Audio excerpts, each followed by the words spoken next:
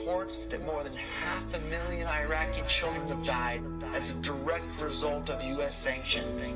It's not just theoretical. These are real people with real lives. 500,000 kids? I'm sorry for shouting, but it just disgusts me what these people in government do. And they do it through central banking and through the control of the money supply, and Bitcoin takes that away from them. This is the sound of freedom coming out your speakers. How they playing hide and seek or finders keepers. Let me define my... There will be no real non-controlled currency in the world. We're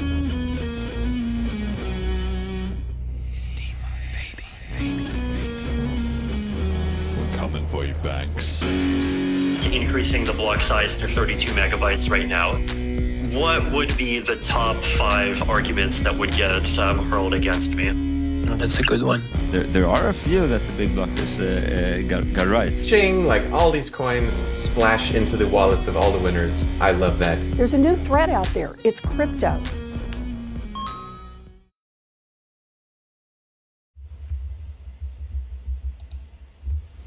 Hello and welcome back to the Bitcoin Cash podcast, following Bitcoin Cash on its rise to global reserve currency. This is episode number 132, CashScript and XO.cash, featuring Mathieu Geukens. The day is Saturday, the 5th of October, 2024. I'm your host, Jeremy. Jet is doing the producing. Quick check on the price. USD $323.83 for 100 megasats, slightly down. 1 BTC sat buys 192 BCH sats, so it's slightly down, and 1 ETH buys 748.6 megasats, so we're up slightly there. BTC having a pretty good week. It's at about 58% dominance, so really killing it in the market. But our guest today is a BCH all-star, one of the contributors to CashScript and also author of Cashinize, Tokenaut, and various other projects. In fact, so many that he's not able to kick them all off at once. He was last on the show, episode 106 in February, and was also on stage giving the keynote at Bliss. Did a fantastic job of that. Thank too. you. Welcome back to the show, Matthew. How you been recently? What's the latest with you? Yeah, hello. Super glad to be on. Been looking forward to this episode. And also thanks for the introduction. Indeed, those are the 3 most important things I work on. I have on GitHub a variety of small tools and things people can use. So if you're interested in that, you can find the full list there. Some of them are really small helper tools, or maybe programs to do, for example, an airdrop or things like that. CashScript, Cashinize, and Tokenaut, those have been taking also up the majority of my time this year. So excited to talk about those. And you're full-time on all that at the moment, right? You're not also, studying or working for someone else or doing consulting or anything like that? No, full-time independent Bitcoin Cash developer. Gosh, so damn. glad to be able to glad to be able to say that. And how are you feeling about BCH just recently? We were talking about on that last episode, 106, we talked about the history, and you would have been writing up some yearly reviews and so forth. That was February, start of the year. I didn't actually go back and check. Did we make any predictions for this year? I think we probably would have said that DeFi would be starting to kick off on BCH, right? And maybe that's starting to come true. But how are you feeling now? We're in the latter half of the year rather than the start. Yeah, especially the last few weeks have been very excited about new chips. And also I've been reading the statements rolling in about the VM limits and the begins. So those were 2 topics we kind of discussed at Bliss. More so the VM limits, but the begins wasn't like top of mind. I think it was more in the research phase still. So now we finally have the statements rolling in, and people being very positive and being very impressed also about the testing and the way it is being rolled out and finalized, and how the rationale sections and the summary. So technically that's looks super good, and indeed for all DeFi projects this is very promising, because then they can much more easily write their smart contracts without, for example, running into limits and I'm sure we'll talk more about that in a bit, about the VM limits and stuff. Yeah. No, it's been probably a pretty good year for BCH, I'd say so far. I don't know that we've had any like overwhelming moment of like, holy crap, it's happening. That hasn't happened, but just quietly the narrative has been shifting in our favor. Hijacking Bitcoin came out, made a huge difference. Things have been progressing really nicely within the community. We got the BCH Argentina conference coming up next week. Are you going to that, or I guess not? But yeah. No. I would love to, but I'm not able to go. It's a long way away, isn't it? But I was just thinking about this recently, though. It's an amazing sign that we're getting to things are ramping up to the point that there's so many conferences that people can't go to all of them, right? Like 2 years ago, it wasn't the case. There was only one conference, and then before that, there was maybe no conference. So now we've got multiple in different parts of the world, and maybe next year it might be even more. So it's really kicking off, right? Yeah, definitely. Looking back at the year, I would say Bliss was definitely a highlight. Meeting everyone there, it's different when you get to meet in person. And also, very good discussion, many ideas. People, with project ideas, wanted to take more initiative, get more involved. So, those were awesome vibes. And I feel that, people afterwards mainly went back to work because, diving into actually starting those projects or starting those initiatives. And of course, if you have an idea for example, a DeFi project that isn't built in even a week or a month, so those results, even though I think some of them took place at Bliss or shortly after Bliss, the results will only be seen much later or compound over time.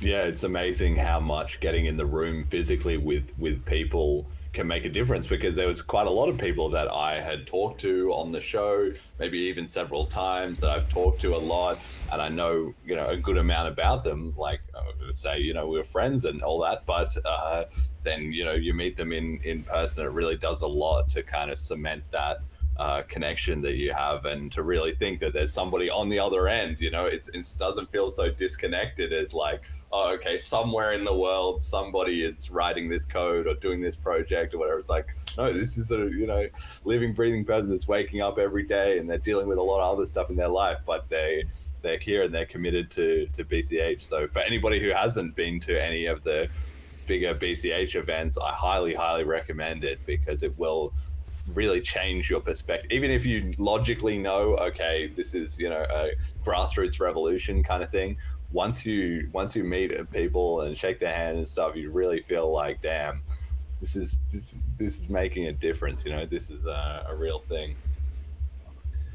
Okay, let's crack straight into it then. So starting with CashScript, which is kind of, I guess from my point of view, maybe it's sort of like your main project. I know it's a little bit less than maybe Cash and I's gets the most updates, if I had to guess, but CashScript seems to be like the key linchpin of everything that's going on. Can you just walk everyone through it for people who are not as familiar? You gave a demo actually at Bliss, which was probably one of the most popular parts of the event, which using CashScript. So for people who don't know, who aren't developers or whatever, just explain what it is and how it works. Oh yeah, of course. So first of all, Bitcoin has a programming language, often just called Bitcoin script. So it's a scripting language. It's hard to work with. So people compare it to assemblies or a very low-level computing language. And this, if you look at Ethereum for similarities, there they also have like an assembly-like programming language with opcodes, but nobody programs in this directly. They all use Solidity or Viper. So those are high-level programming languages. So they abstract a lot of the difficulties and they compile down to these lower-level opcodes. So they're compiled languages. And CashScript is similar, but then for Bitcoin or Bitcoin Cash. So we have, in the beginning, it was mostly similar. So before all the smart contract upgrades like native introspection and the cash tokens upgrade, but more and more, it's a totally different world. So the BTC virtual machine hasn't had any of the programmability extensions that you would need to, for example, write covenants. And it's now becoming a big topic of discussion in BTC. But so for Bitcoin Cash, you could either have the option to write this low-level script by hand, and there's now some tools like the Bit.ly IDE. But for most developers, they will want, similar to Solidity, they want a high-level programming language. So I would say CashScript is the Solidity for BCH.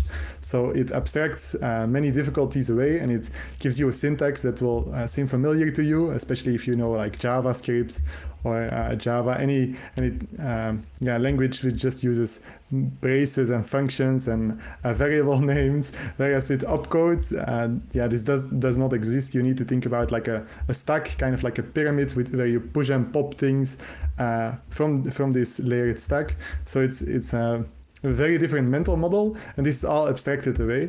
And so TypeScript also has it's a compiler, as we talked about, but it's also a toolkit, so an SDK, a software development kit. And this is written in TypeScript, so it gives you type safety, and so it will be easy to work with for any JavaScript or TypeScript developers. So that's kind of the high-level overview. So can you just walk me through then for, let's just say in detail so that people understand, you kind of have the nodes, right? So you have like BCHN is written, and then at least in my mental model, then you have maybe like libauth is sitting on top of that. Is CashScript on top of libauth? Is that? Yeah, so the main dependency from CashScript is indeed libauth. So it's mainly using libauth tooling to construct clever transactions. But if you think about the layers in the network stack or in the software stack, then you'd have the fulcrum stuff as well. I forgot. Yeah, indeed. You need to have the indexers. It's very, very important. So indeed, the full nodes that are at the bottom with the peer-to-peer layer and the direct messaging. And this is, of course, the most censorship resistant and distributed all over the world. Then you have the indexers. So some projects need to run their own dedicated indexers, but you also have public instances, and these are the Electrum indexers and Fulcrum, and recently ChainGraph. And there has also been BCHD, which is a chronic-based indexer. So there is some exploration still going on for the indexers.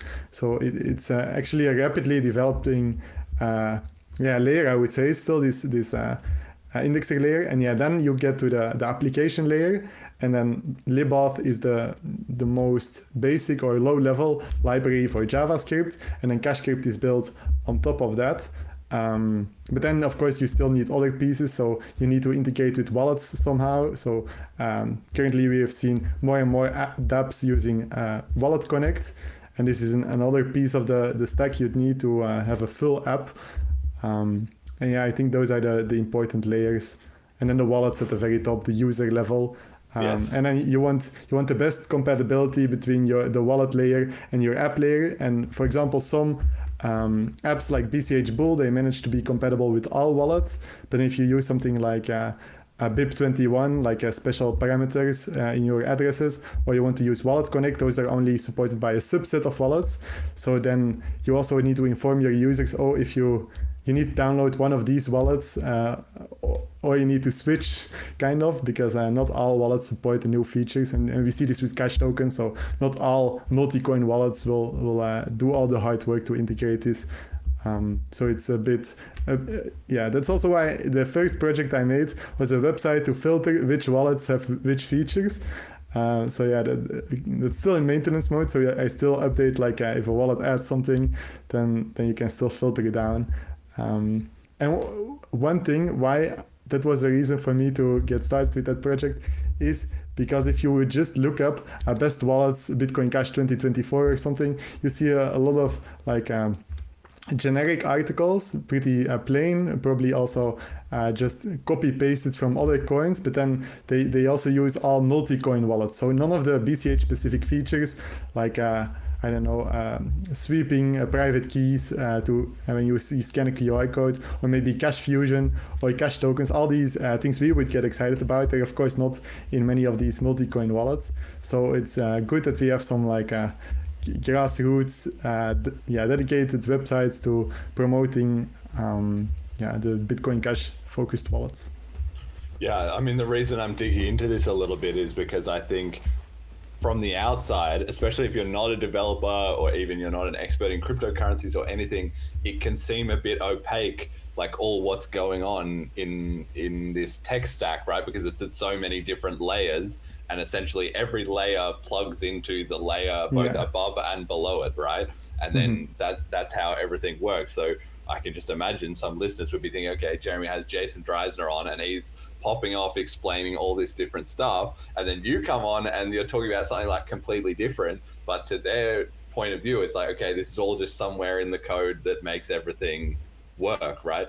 So I think it's really good to get a sense of, okay, so it's like a layers on a cake, and you want to have every layer be as advanced as possible, and they kind of all need to develop together. It takes a lot of time to bake this kind of a cake, because if you just change the bottom layer, then it doesn't make any difference to the wallets and apps that people are actually using. But you need to get those changes in, and then that allows the indexes and stuff to get updated. So like Cash tokens got in May 2023. Well, first it was research for many years, and then it was integrated in the protocol May 2023.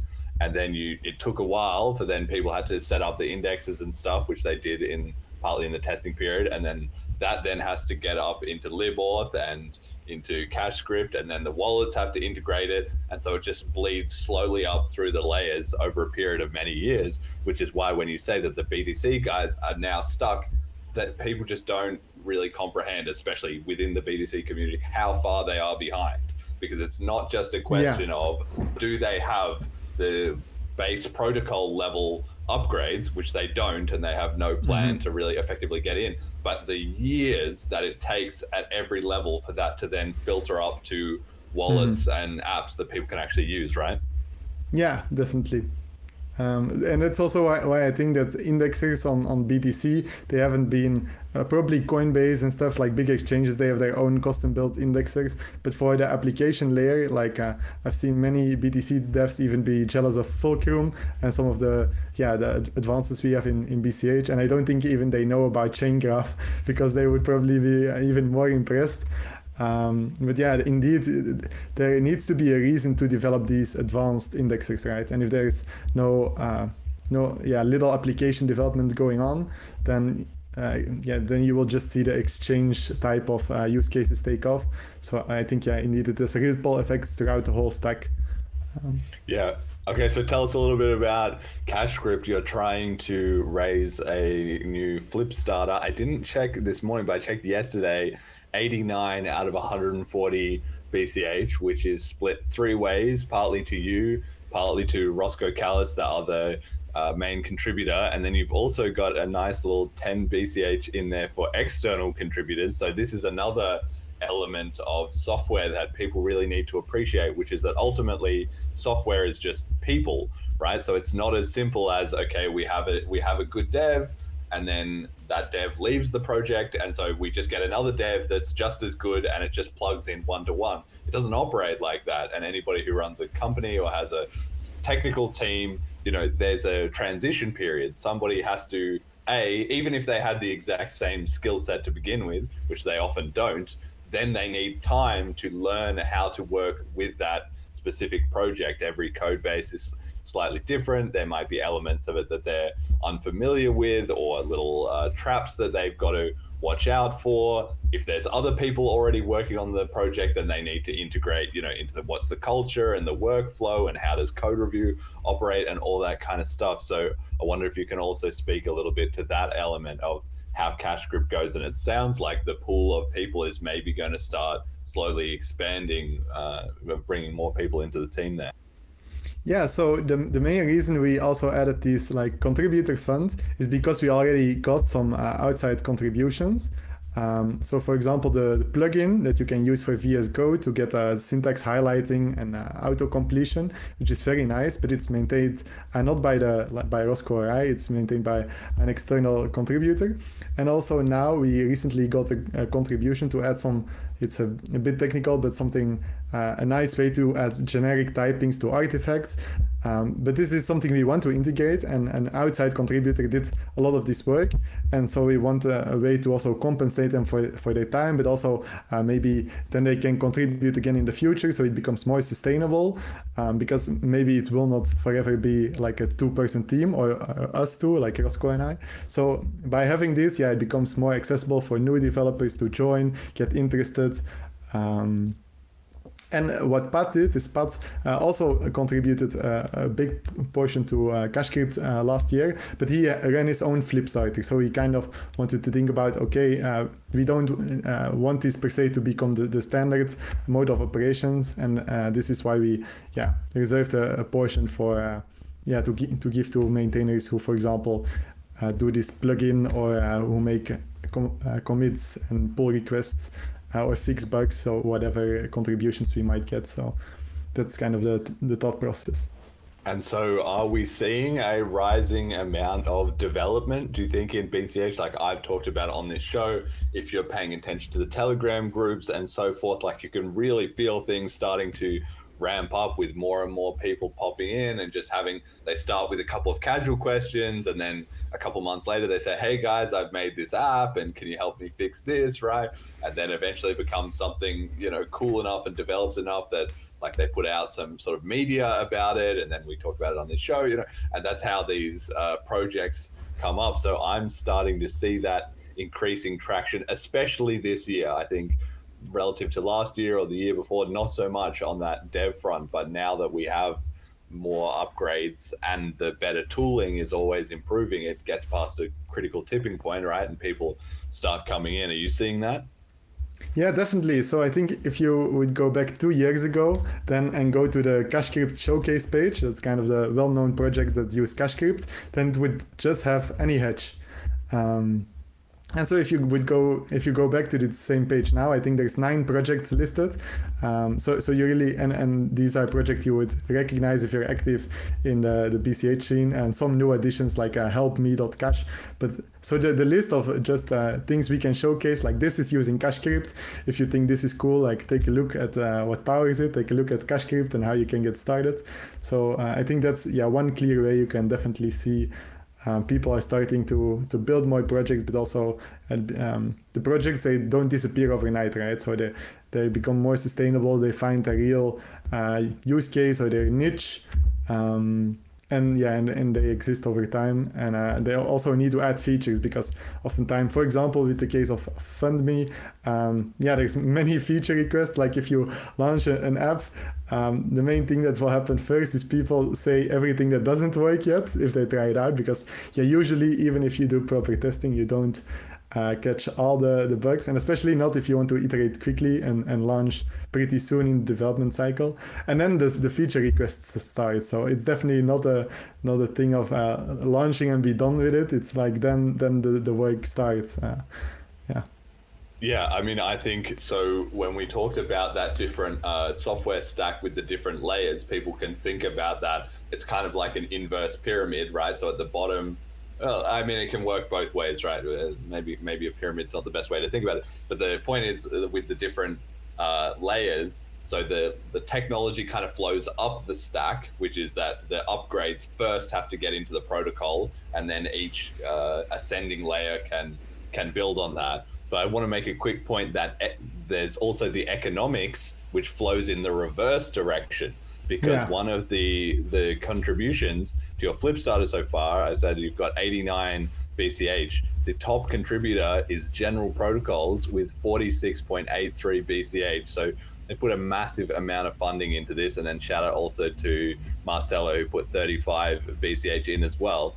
But the point there is that BCH Bull is more like the app that people are familiar with. So the money to the BCH industry, or to any crypto, but BCH in this case, comes in at the top from consumers at that app layer, and then it's the responsibility of the app layer people and the wallet layer people, to then push funding down into the technical infrastructure that supports everything.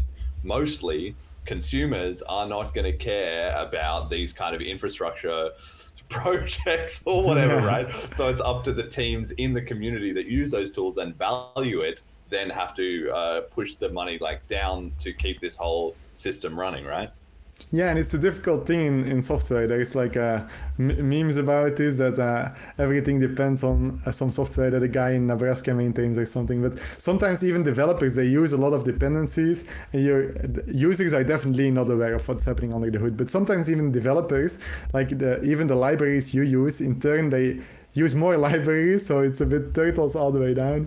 But these pieces are important, so they need to be maintained, funded. If there's an upgrade at the base layer, this needs to, as you said, propagate through the stack. So for example, with the VM limits chip, this is one thing we mentioned in the flip starter. Of course, we want to support the VM limits on ChipNet as soon as possible, so that developers can start working on their applications and testing and playing around with it. But so of course integrating this doesn't happen automatically, so we need to dedicate time for this, also do testing on our part, so it's the CashScript library is working. So yeah, I think you kind of nailed it, that the upgrades come from the network layer and then propagate up, and the funding needs to kind of go in the reverse direction, because yeah, everything is kind of public goods. Even the nodes, they need some kind of external funding. They're not usually not funded by the protocol. So the money is mainly made in the app layer and in the investors, so the BCH holders, and the money needs to, from the top, needs to find its way down, or businesses needs to support a lower layer. So indeed, a shout out to all the Flipstarter supporters. I think even you also, Jeremy, with the BCH podcast chipped in. So thanks a lot for that. And I'm excited for the work we laid out in the CashScript Flipstarter also. So if people are interested, you can find it at flipstarter.cashscript.org. And so the big items are to make it easier for developers to build dApps. So using these new features added in the new chips, like the VM limits and the bigins, but also improving the debug tooling, improving the typing support, and then we have a list of minor things we also want to add, but together they make a big impact on the developer experience. Yeah, it's really important. I mean, I put in some sats into this Flipstarter, and the reason I'm making a big point about it on this show is because obviously I know people in the ecosystem are going to be listening, and if you are running any kind of business or contributions or whatever you're heavily involved in BCH, it's just to put it on the top of people's awareness, because like you said, people don't always necessarily know or appreciate the value of these things until you don't have them. Basically, it's one thing I posted on Twitter a little while ago, which is that maintaining the infrastructure for a cryptocurrency like Bitcoin Cash, which includes the media infrastructure, the technical infrastructure, the community infrastructure, moderators to Telegram groups and all that kind of stuff, is extremely expensive, but it's still much cheaper than not having it. So I think everyone needs to be in that mindset of sort of reinvesting in the community, because if you're getting use out of BCH and you're spreading it to other people and so forth, like the whole system doesn't work, despite this whole 21 million people. Some people think, again, it's that hodl mentality of let me just get my coins and sit on my coins and then that's it, I'm done. But it doesn't really work like that. Like, your coins only retain value if the community is growing, and the economics is accelerating of the economy within the coin, and that only happens from money actually being put into the infrastructure layer. So it's really just a positive sum game, but you need to see it through that lens to really appreciate the value of how things go. Yeah. All right, cool. So this is looking pretty good. You've got one more week for people to contribute to this? Yes. Expires in 9 days, right? Yes. And still needing 50 BCH. So if you're getting inspired by this potential for funding BCH infrastructure, you can go to flipstarter.cashscript, CashScript.org, and chuck in some sats. So you're still using the Flipstarter. You didn't go with fundme.cash like I did. Any thoughts on that? The main reason is because Flipstarter has worked well for us. So our main contributors like General Protocols, so they are kind of used to it. So and with Flipstarter and Electron Cash, they work well together. So otherwise, because Electron Cash doesn't support Wallet Connect, you would have to tell people, oh, first download this other wallet, then send your balance first over to yourself for to this Wallet Connect supporting wallet, and then do this other step. So for now, for this year at least, for this Flipstarter, we decided that this would be like the easiest also on our end to set up, and because then it's hosted on our infrastructure, so we would be sure that it's reliable. But maybe for next year, definitely, it also depends a bit on how everything plays out with the Wallet Connect supporting wallets, and also with the users. So if there's more, if users say, I imagine this will be the case, right? That people say, oh, why do I need to download this weird Electron Cash plugin that asks for a lot of permissions? All other dApps use this Wallet Connect thing. Why are you guys so weird? So once we see this kind of sentiment, then of course we would immediately switch over. But it's still a bit in the early phases. So that's the thought process. Yeah, it was very noticeable to me that we did the Fund Me, and there was still some messing about, because some people hadn't tried it before, so it was the first experience for them. But nobody said, oh, why don't you just use Electron Cash? Still use like the Flipstarter plugin, like, oh, that was so much better. Literally nobody said that. And we ended up with 35 contributors, which is a lot. Yeah, which is a lot. That's a good spread. And a lot of people put in like some very small amounts that even with the Flipstarter, you can put a small amount, but it's a sliding scale based on how much money is still left in, and there's kind of a cap, and it's kind of a pain in the ass. Whereas with the Fund Me, I was really impressed that we got so many contributors. And I think, even as the tooling gets better, as it gets integrated into more wallets, and this is a long way away, so don't hold me to it, but I would love it if Celine just had a page which was just community funding initiatives embedded right there in the app, and you could just go on there and literally whatever you wanted it would be like a menu, whatever you wanted in the ecosystem, you could just say, bam, fund these guys this much, bang, straight out of your wallet, and then you just sprinkle out some coins to whatever you want to see funded, and then we would have like that's just an economy. It would just be the decentralized demand driving whatever features and products got made. It would be amazing, right? Yeah, it would be a cool feature to see integrated, definitely. So we'll see, but no promises about that. That might be a long way off. Okay, so you're not just doing CashScript, you got Tokenaut, and you've got a bunch of other stuff, Cash and Eyes, like we mentioned before, Ninjas.cash, your BCMR generator. Walk me through what else you've been working on in the BCH ecosystem. Yeah, so those are the main ones. And as I said, the best Bitcoin Cash wallets. So this was my first project. But then essentially Tokenaut was started in the same vein. So there wasn't really a website which just clearly listed, oh, these are the kind of the recent Bitcoin Cash DeFi projects. So these are the kind of dApps that we have.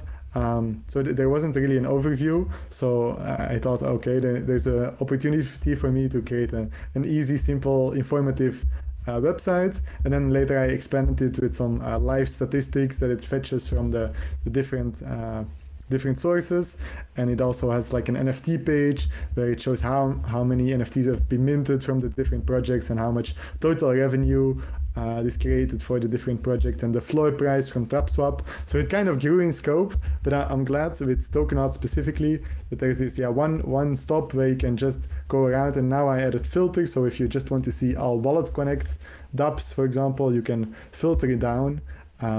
And also I keep kind of discovering new dApps.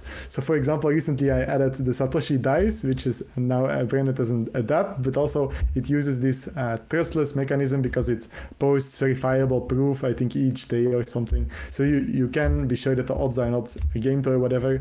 Or people could be verifiably posting the proof and raising the alarm.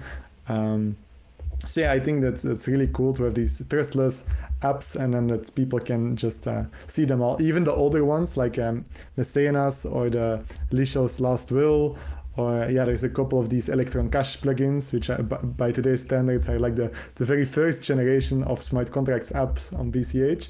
So we have evolved quite a bit since then. But if people still want to use this, you can just download the plugin and they still work. So Yeah, that's the nice thing to have one overview. I think it has 25 dApps on the dApps page. So yeah, it's a nice number and counting. So every month there's new dApps being added and being launched. So do you have a favorite? What's if you were going to pick? BCH Bull, Flipstarter, Cauldron, BCH Guru are the top ones. I do like the Cauldron decks a lot. Because yeah, I've been trying to like push this cash tokens ecosystem with Cashanize and the first wallet. So once there was a DEX that was huge, and then when they integrated Wallet Connect, the integration was even nicer. So yeah, I like the Cauldron DEX a lot, but all of these are cool, and I've tested all of them, I think.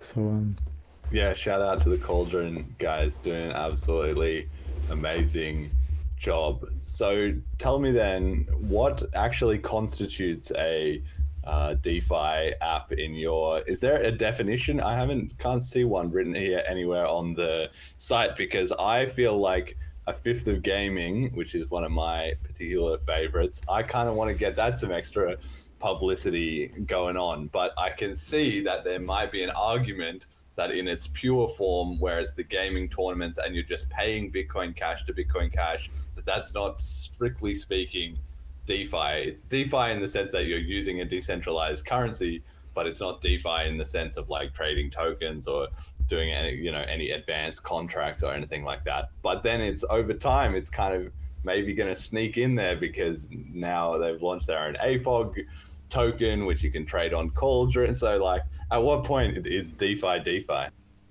Yeah, I do think there's no real clear definition, but in Tokenart, I try to separate it in two categories. So I have the DeFi page, which is like Cauldron, where you can do yield farming, or like BCH Bull, so really more finance type applications. And then I have dApps. So dApps is the term used in the wider cryptocurrency. So they're not really decentralized apps per se, because many have a centralized website where you go to. And so that part isn't really decentralized, but it's more so that they're trust minimized. So for example, with the Satoshi Dice example, they post verifiable proofs, and in other, like I would assume in many gambling websites, they can just cheat the odds and lie about what their code is doing, and you really have no clue. But this is using blockchain in a clever way to have these verifiable proofs. Or for example, if you would have a service which puts hashes on the blockchain to timestamp them. I think we had such a service in the past by Bitcoin.com. So this would also be, to me, trustless, because yeah, these are just timestamping hashes from documents.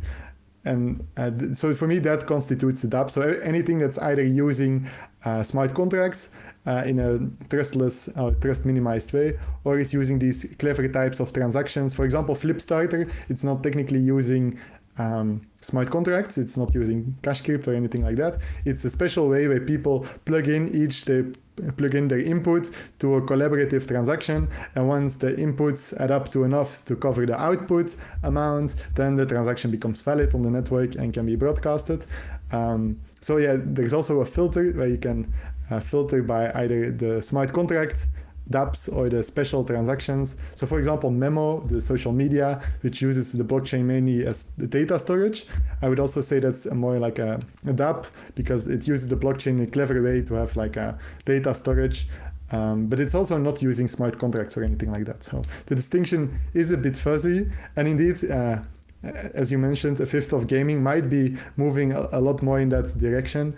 So I'll keep an eye out for that and everything they're up to. Yeah.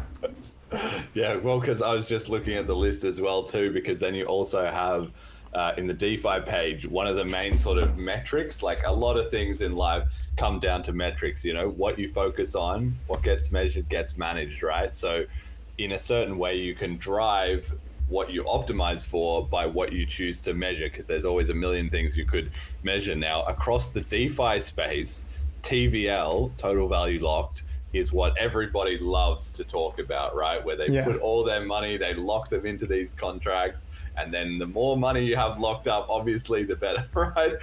And so the whole scene is often very preoccupied with who has the most TVL, which protocols, which chains, blah, blah, blah, right?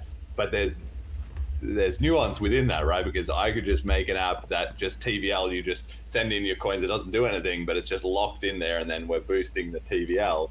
And then on the other hand, you can have all kinds of more advanced things incentivizing people to lock up their coins or whatever. So on the DeFi page, you've got here TVL with any hedge, so BCH Bull, Cauldron, and then BCH Guru. And then TapSwap makes the list, but it has an NA for TVL. And I'm expecting that in the future we'll have like more, like Flipstarter technically you could say would have TVL kind of. Maybe. Yeah, that's a bit difficult, like FundMe, because it's not strictly like cumulative, because every time a campaign gets finished or paid out, which is actually a success, it would go down. So it's a bit, it's not a general metric, but for these pools of funds, like the Cauldron pool, so it does make sense for some types of applications to manage TVL, measure TVL as the main metric. And also, it, as you said, it has become like the standard in DeFi. So if you go to DeFi Llama or anything of these wider cryptocurrency pages, you will also see these metrics. And I hope over time that we will not just have, of course, Tokenaut. I do know on DeFi Llama, there's already BCH Bull and Cauldron. So that's very cool to see these more widely adopted general multi-chain pages also ranking BCH, and then you can start comparing cross-chain, how good BCH is doing compared to, I don't know, Cardano or any of these Polkadot or any of the other chains close to us. So I think it's good to have multiple sources, and some people have also suggested changes to how to have a list of dApps. But what I want to encourage people is Tokenaut should not be the only list, of course. It's the one I maintain, and I did my best to research and put together. But everyone else who feels this is like an important kind of thing to do, go ahead and create your own list or measurements or whatever. So yeah, that's clearly something that's valuable for people who want to do research, is that they have access to information. Yeah, it's just something that's on my mind, which is that going forward, we need to be smarter. And I think there's been some trending in the right direction in terms of the metrics that the BCH community is putting out. Like I did with Celine, we have the daily user stats, which I keep an eye on. At Fifth of Gaming, again, they've got a whole stats page, and you can look up all kinds of stats about what they're doing. BCH Bull has been really good about publishing various stats around them. BCH Guru also made a stats dashboard. So, and this is all basically in the last year. So I've been really pleased to see that trend of stats starting to come up from individual projects. And then, yeah, like you say, we need some more aggregators that can sort of synthesize or combine or summarize the information in different ways, because the quality of your information is the quality of your decision making. So we should be very thoughtful, I think, about what we choose to focus on, getting the data for that, and then obviously you can improve and iterate from there. But if you pick the wrong thing, or you don't have any data at all, then you're just kind of stabbing around blindly, right? And I think we can improve our efficiency and our progress on the whole rise of global reserve currency thing massively if we're more attentive to that kind of stuff. I don't know, do you have any thoughts about? Yeah, so this reminds me of, I think on X we had this conversation. I posted a few of my projects, and then I was thinking, how can I increase traffic? And you said, yeah, well, there doesn't seem to be much crossover yet between CashScript and some of these others. And Tokenaut is, a good place to have information. So if people want to know what dApps can I use, this is the place to find them. So then I added Tokenaut to the CashScript, my wallet, under the Wallet Connect tab. So if people want to connect to something, but imagine they don't know the different tabs they can connect to, they can take a look at Tokenaut. So then there is some kind of crossover, and it's also is a way to discover the ecosystem. So from an outsider who might not be familiar with all things BCH, then they have like one link they can click, and then they can start scrolling. Oh, fundraising, like a category fundraising, that seems interesting. Or maybe like a DEX, that might seem interesting. Or some people might be more interested in like gambling or predictions. Yeah, and then they can just scroll the categories and see, or Cash Fusion, if they want privacy tools, they can scroll down the list, filter the categories based on their interested, and then just click whatever seems interesting, and then they can read more, for example, about Cash Fusion. So yeah, I think that's a good way to make it more discoverable, and also to have these kind of cross-pollination between the different projects. So yeah, that's what came to my mind when we talk about these stats, because yeah, this helps the stats both for my project CashNice, but then also for Tokenart. So yeah, that was a good suggestion that you made back then. Yeah, the more integration we can do, definitely the better. So what's the latest with CashNice then? I am actually a fairly regular CashNice user because I love that you can just open it up in the browser and it's just instantly there. But I know you've been working more on the desktop release, which I think maybe I installed it, but I can't say that I've used that in any great depth. And if the feature set is running ahead of the web version now, maybe, right? I would be unaware of that. But what's the game plan there? What's happening with CashNice? Yeah, so CashNice had a flip starter in November of last year, and so I've been for the first half of this year mainly focusing on CashNice, and now since I think 2 months, the new code base, so which was started from scratch with a proper foundation, so it's now using TypeScript and Vue, whereas before it was kind of an experimental hobby project which suddenly grew into a large code base, so it didn't have a solid foundation. So I restarted it with everything I learned over the way, because you cannot really do it perfect the first time around if you don't have the necessary experience. So I gained the experience, asked around of how I would restart on a solid foundation, and then now if you go to the web version, it is the same feature set as is available on the desktop or the mobile version, but now it's available cross-platform with one code base, so it becomes very maintainable for even one developer to have an Android APK and a desktop version through Electron, and also a web application. So I think it's really nice that it becomes cross-platform and also much more maintainable. So the old code base, as they say, it became kind of a spaghetti code base. So it's easy to break something, and it's hard, even when you yourself as the developer are out it for a little while, to jump back into it because the code wasn't like split up in a logical and easy to maintain way. So this became the priority for with the flip starter of last year, and then I got funded. So I'm very grateful to everyone who contributed to that. And now the new code is pretty much finished. Still working on a release for the Play Store, and then I can do the full announcement that all the deliverables have been completed. So this is still the one box, and actually Callisti is helping me with that, because the Play Store process is a little bit of a hurdle with some administrative processes. Yeah.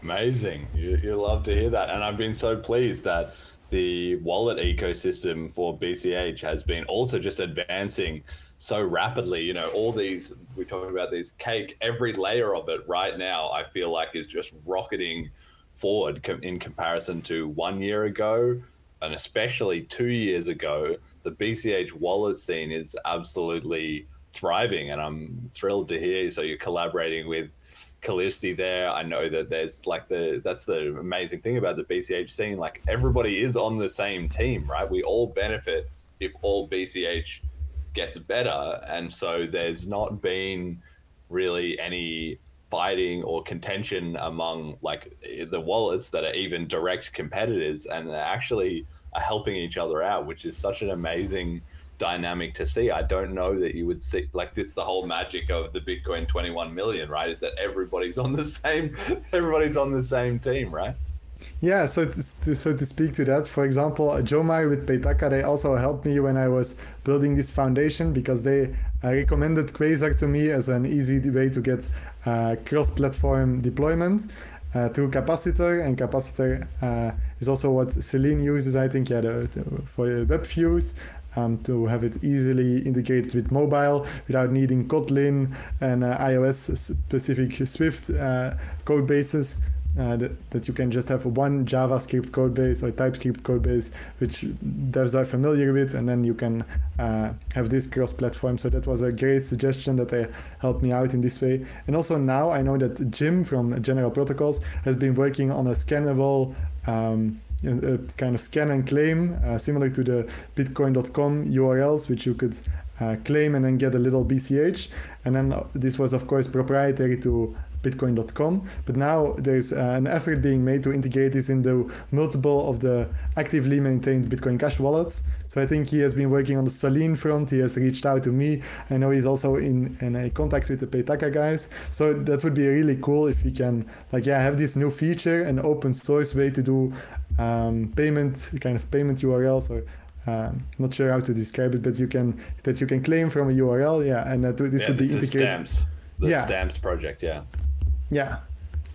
and if you can get this integrated into the multiple wallets, this also needs to be a collaborative effort, because it's not so nice if you send someone a link to give in BCH when he downloads his wallet, that it doesn't work with this wallet and this wallet. So it's nicer if it's a widely adopted standard.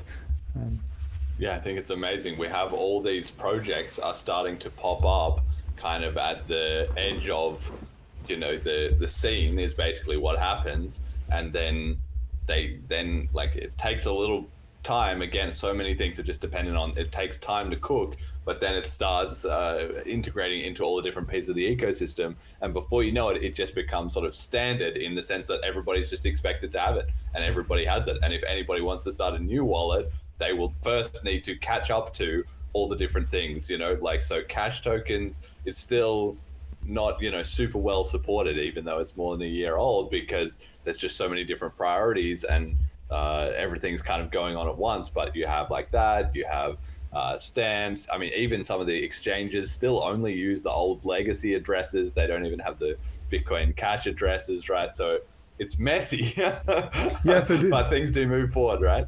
This is one reason why I've been kind of pushing for the Wallet Connect standard, because this is one standard a wallet needs to adopt, and then it has access to all these dApps, and then there's no special limit to, this new dApp cannot be supported, it needs special integration. No, it's supported by default. So because it's a standardized way of building constructing the transaction and interacting with smart contracts, I think this is very important. And of course, Wallet Connect is not perfect per se, so now we have also Cash Connect, so that this is again two standards, but then at least either of these standards can not operate just on one specific dApp, but is standardized and interoperable with any kind of new dApp that gets built. So can you actually clarify this for me? I don't know. Does anything that worked in Wallet Connect also work in Cash Connect, or do you need to do Cash? If an app works with Wallet Connect because Cash Connect is more advanced, will it always be able to? So unfortunately, it's really two different standards. So BCH Guru is the main app which is using Cash Connect, and maybe something like an IDE that Jim also was using, I think, together with Sahid. So they demoed a few other use cases just to show off the possibilities. But I think for production, it's mainly the BCH Guru that's using Cash Connect. And the good thing about Cash Connect is for the future, it can recognize templates. So we can have trusted list of templates, and then for sure, even if you're interacting with a new interface that's also claiming to do cold run contracts, then you can know for sure, it's using the same template. My wallet recognizes this template or that template. So then the trust is not anymore that you need to inspect the transaction or trust the website, but it's really with the wallets verifying the template. So of course you could still have untrusted templates, and then the risk is again, there isn't not any extra protection that Cash Connect can add, but at least it allows for recognizing templates, and this is a big step forward in security.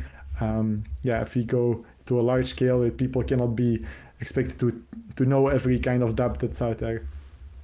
Yeah, it's amazing. Well, I guess we'll see in 2 or 3 times that will just be the standard that's integrated into everything, but it's just going to take a little bit of time. People are always asking with Celine, can we have this? Can we have that? Everybody wants Cash Fusion, people want Cash tokens, they want shareable link. That in the future they'll be where's Cash Connect? It's there's so many things. I'm glad that we're in this situation where we have so many things that would obviously be amazing includes. We just can only get to them one at a time, but that's much better than having the opposite problem where you don't have enough stuff and you're kind of scratching around what do we do next, guys? That means you've got low user demand, but we definitely don't have that problem. So I'm loving it. Yeah, I agree. We definitely flipped from, I would say, the one side to the other extreme. Whereas maybe 2 years ago, I know some wallets which were kind of looking around, do we need to invent our own new standards to innovate? Well, now there's so much innovation going on that, it's hard to keep up as a wallet dev. So you really need to pick and choose your priorities. And I think this will also come back with the XO wallet. So for them, it will also be a task to really prioritize on which things do we want to innovate and which things do we want to keep the same, or do we want to support later, put it on the backlog, because there's so many features you could add and there's only so much time for development. But hopefully we can ramp that up. Again, that's why it's so important then that we're attracting and bringing in new developers, because it's a bit of a self-creating problem in that sense, which is the more developers you get in, the faster you can develop and advance things. But then the more they innovate and they add new things, and then it snowballs on itself. But that's how we get a thriving technical ecosystem, which then produces a thriving cryptocurrency overall, right? So speaking of that, let's chat a bit about the chips. Like you said, we talked about it fairly extensively, I'd say, at Bliss. I'm thinking especially on that last panel, we were discussing it, and I think we've done a much better job, even before getting into the technical elements, of the communication aspect. We're front running these upgrades by much longer periods of time, giving everyone a chance to think about it, and that's why there, of course, hasn't been sort of no contention, but there's been very little contention, and there's also been no sort of suggestion that anybody was going to have a split or anything like that. That's going great, but it's the VM limits and the big int chip that we've discussed on this show a bunch of times. Like you said, these stakeholder expressions of support have now started. Jason Dreisner put out his mini Satoshi, did Luke Pryor. I saw other people were starting to chime in too. I don't know if you've done one yet. Not that I've sent my statements of support or approval to Jason. So shortly in the coming days, they should also appear in the stakeholder section. Okay, all right. So walk me through that. What was your thought process there, and why are you excited about this upgrade? Yeah, so I've been following the chips for a long time because we discussed them at Bliss.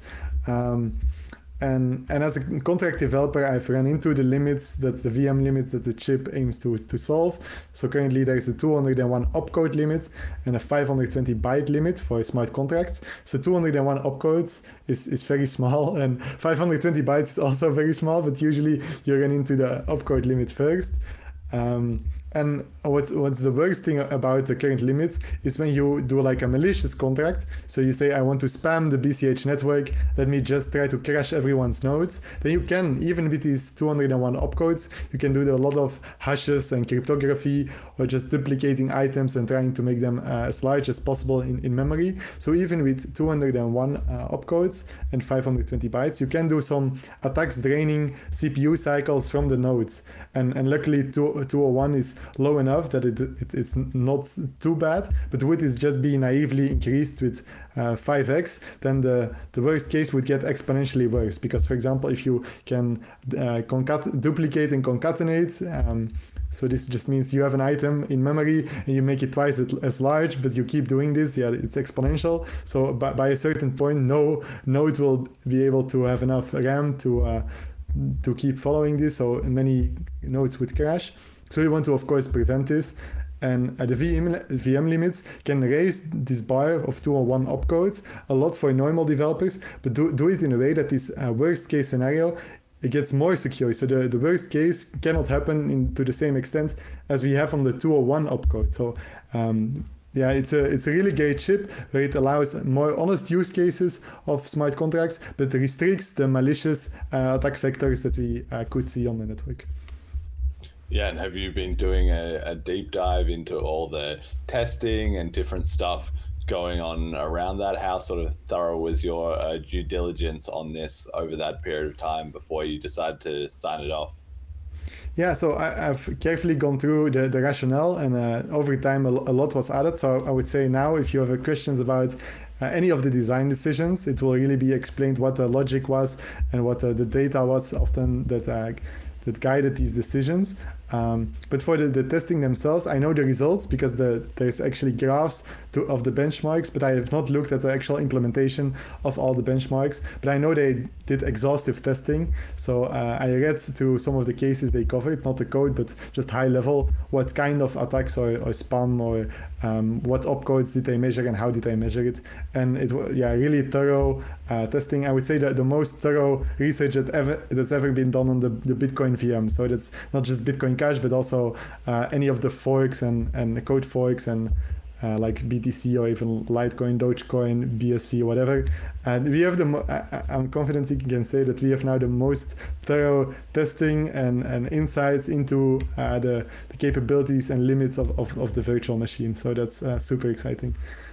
Yeah, damn, this is just another area that the BCH community is just quietly crushing it. All these different edges, are starting to snowball together. It needs a little bit more time, maybe another year or two before the market really kind of wakes up.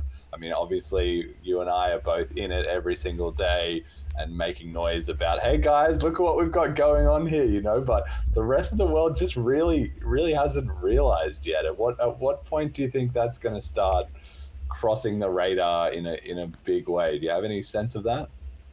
Yeah, I think it will take applications, right? Because they have a marketing budget for example, if you look at general protocols, they had to invest first a lot in the upgrades that they need for their smart contracts and in infrastructure and whatever. But now that their product is working well, they have many users, they're profitable, now they can do more marketing, do more outreach, focus on user retention. So I think really it's at the top layer, at the application layer, where we will see the most advancement on this front. So once applications become more mature and they have like revenue, and then they can keep on expanding and they have this budget. So this is kind of the way I see it playing out, is that the application layer, once it becomes profitable and they have found their niche, they will do a lot of this hard work for us. But they also have a niche use case, of course. They will just promote mainly their own product, and BCH maybe as a way to get into it, or they will often have to inform users, like they will have to maybe first tell them about smart contracts on BCH or about cash tokens before they can pitch their specific and maybe about Wallet Connect. So that there will be a lot of general learning that has to take place, even if you just want to use one specific decentralized app, for example. Yeah, it makes sense. And did you think there was any problem, or did you have any doubts or anything about this whole big ints? We've been discussing that on the show. Various people was it coming in too late? Was there enough work done on it? Is this kind of throwing the chip process a bit out the window or anything like that? What was your take on that? I mean, I guess you've endorsed them both now, right? So you're just let's go. So I definitely want the chip to be activated, but I think it's really good that Jason was upfront about like that he didn't exactly follow the process, and also some of the technicalities, that because there were two chips, but on a technical level they're highly related. So the VM limits re-engineering is really what allows for these begins. Otherwise, it wouldn't be possible. So they had to. As was discussed on that episode, they had to be tested together as if we would get big integers anyway, and because it's not, if you make assumption about the limits, it's they need to stay the same in the future, or you don't want to invalidate kind of contracts or application development that has been taking place. So I think it was really good that it was upfront communicated that there is some technicality about the process, but I think overall it's definitely worth it to go for it. It's well tested. Like everyone I've seen has been enthusiastic about it. Developers, application developers, contract developers. So I think the process is there to yield a good result. But if a small change to the process, or like a small making a bit of a dent in the process, an exception, exactly. Making an exception can yield a great result 12 months earlier, then it doesn't make sense to delay it or cause a big fuss about it, I think. Yeah, I got to say, I mean, we've been very expansive about that on this show, talking about it on nearly every episode with a variety of different people, because I think it is really important And that's obviously we end up in a disaster if it turns into a split, or people are caught off guard, or they're complaining or whatever. But I think, we're looking pretty good for it, in the sense that my own observation of, like you said, people in the scene, even the community forums when we did the listener survey, is that people are pretty enthusiastic about it. I don't get any sense that there's a segment of the community that is like sort of worried about this, or doesn't want it to happen, or doesn't think it would be a good idea. Like, you got to dot the I's and cross the T's. I think there's a little bit of caution in that sense, but I don't think it just seems like everybody agrees. I guess that's the whole point of having this process, right? It's been well communicated. People can all send in their statements, so both, of course, like approvals, but also people who want to reject it or abstain. Like all statements are welcomed and encouraged. So please, if you have taken a look at this chip and reviewed it to some extent, send your statement to Jason on either X or Telegram or the research forum, and then he can include it into the stakeholders list, because indeed the goal is to have as wide a coverage as we can about the stakeholders. And then even if we know that there is some contention or some segment of people that do not want it, then it's better for everyone to be informed about this problem or contention than that we do not know about it, right? So this is what the stakeholders is for, that everyone is kind of included and listened to. So if you have still any critiques after reviewing and reading the discussion, then you can still add those critiques in your statement. We'll keep an eye out for that, I guess, for the first possible abstains or negative reactions, but then also for all the positive approvals coming in over the coming month, I think. Yeah, and then you said obviously you're super excited and you want to get this locked in and ready to go. Is there anything specific that you are excited about having or unlocking, either in your projects or anyone else's, or is it more just like, we don't want to delay? Delay is super expensive and the opportunity cost is huge. Yeah, so for DEXs, so this is the Cauldron DEX, also XO.cash and JetX, they all ran into this issue that's solved by BigInt, where you now have overflows in your numbers. So we have 64-bit ints, but if you multiply a token amount, this can be up to 64 ints, so they could already go to the maximum. And for an AMM DEX, you usually do x times y equals some constant. So then this can overflow for tokens with a big circulating supply or a big total supply. And this was an issue that all three had, and now it will just be solved without them having to do anything. So no need for contract upgrades. It will just be the VM that says, okay, I no longer overflow once math gets large. I will just be able to do it because we will have good limits that make sure that it's still not an attack or a spam denial of service or anything like that. It will just be honest use cases. And so that's mainly what I'm excited about. The DEXs will be much simpler and we will be able to do more without any extra work.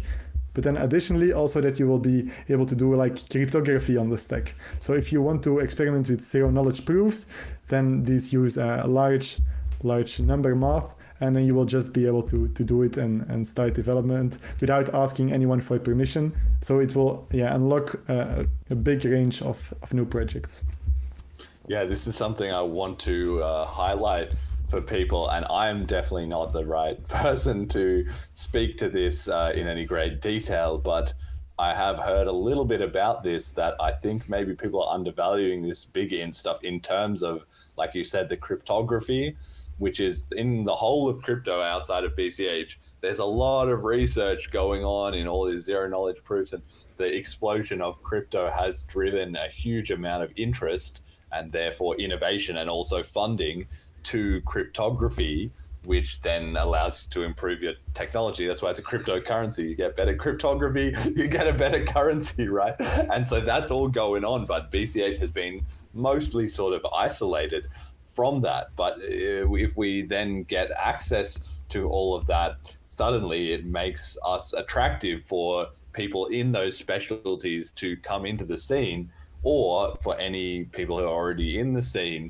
to develop something that might be innovative across the whole of cryptocurrency, and then suddenly that would get attention and people would be like, wow, these guys are really cutting edge. That would be a huge credibility leap forward that we could have if something like that came about from this, right? Yeah, so the main application I see that a lot of people want to use zero knowledge for is these zero knowledge rollups. They have been spearheaded by Ethereum, but now also on BTC with BitVM and some of these other IDs.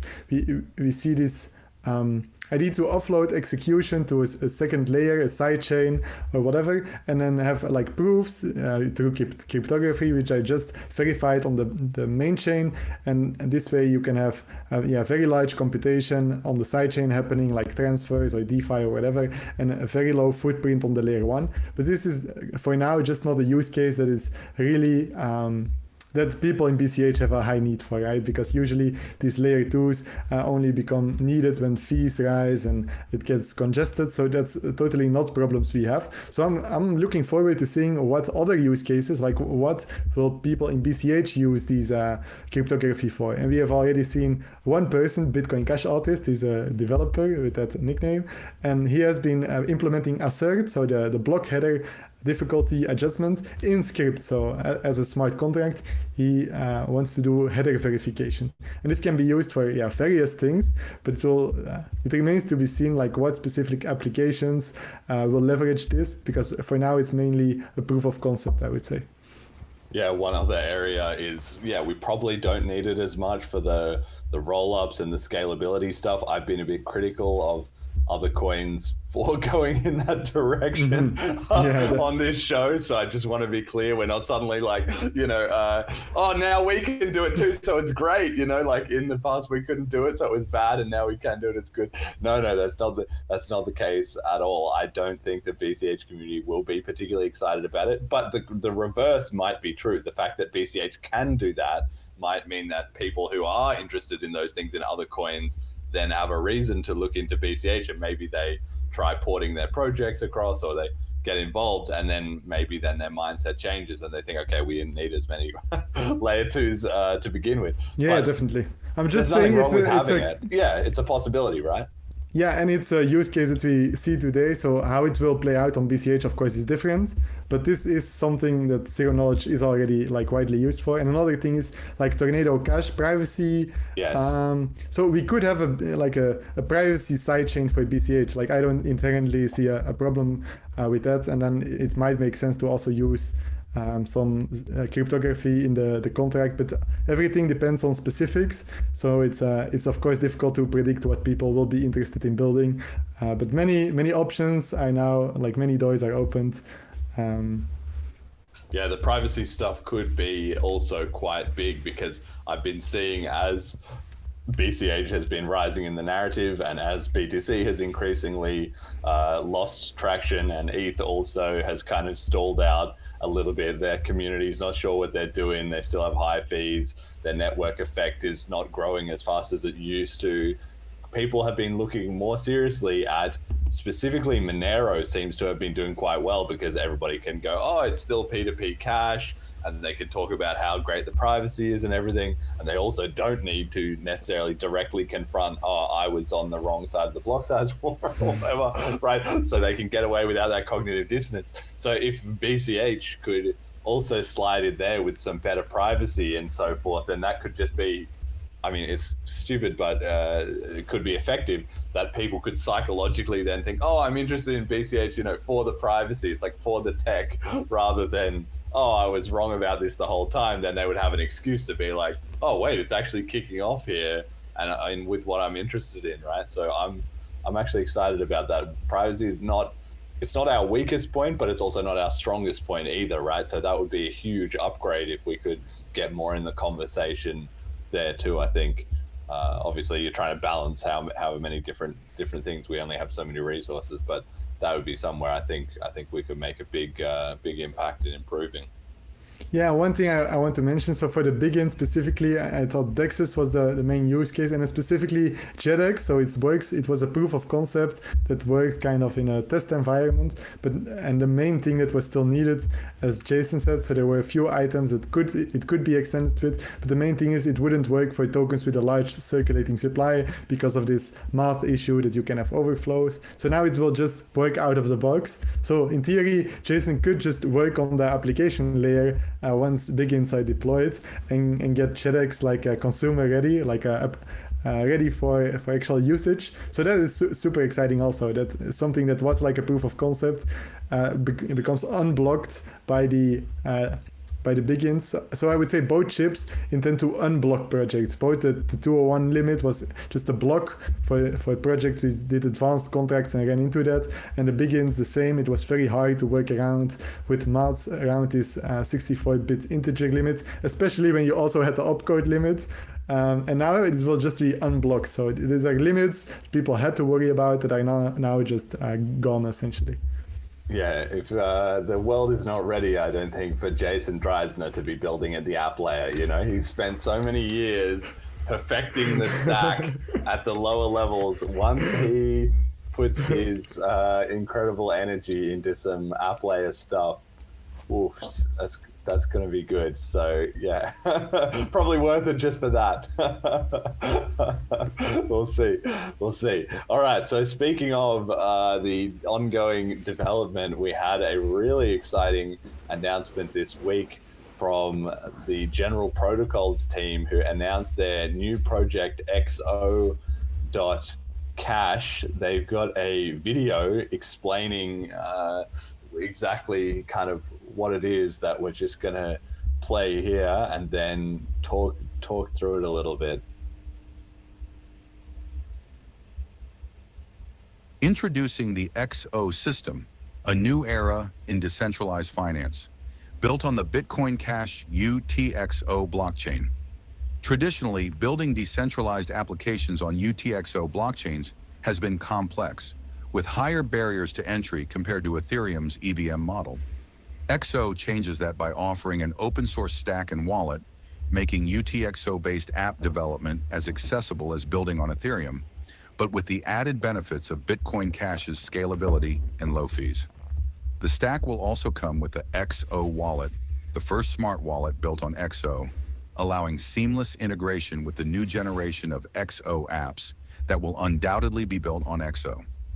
This wallet empowers users to interact directly with decentralized financial services while keeping full control of their assets. No intermediaries required. With its permissionless access, XO eliminates technical and social barriers, enabling developers to create powerful, secure, and robust financial apps more easily than ever before. So whether you're a developer or a user, XO opens up a world of possibilities for you, leading the future of decentralized finance. All right, so there we have it. And as of today, there's been no code or nothing like that. It's just this video. And then there's also a pretty slick website that you can have a look at XO.cash. And the GP guys did tell me, like, they've prepared this marketing because they want to get this kind of branding and get people thinking about it. But it will obviously turn into a real product in the maybe the not too distant long term, but it's not going to be like dropping tomorrow or anything. You know, there was no dates announced or anything like that, but they have been talking about the whole idea of the native wallet stack and stuff like that for quite a while. And this now marks that they're serious, like they're committing to it, because they're now putting their public image on the line in announcing this project. So I don't know if you have any thoughts, like we were talking before about, okay, you have the full nodes, the indexes, libauth, CashScript, and then the wallets, and then the apps on top of that. Sort of seems to me like maybe this might be kind of the layer in between CashScript and the wallets, and just sort of similar to where Cash Connect is now, but maybe supercharged, or maybe extending Cash Connect or something like that. And then they're going to build the pieces so that anybody can come in from any of these other ecosystems and just make apps really easily that will just instantly work with all the BCH wallets once they're on this kind of tech, right? That's kind of the sense I'm getting from it. What did you make of this?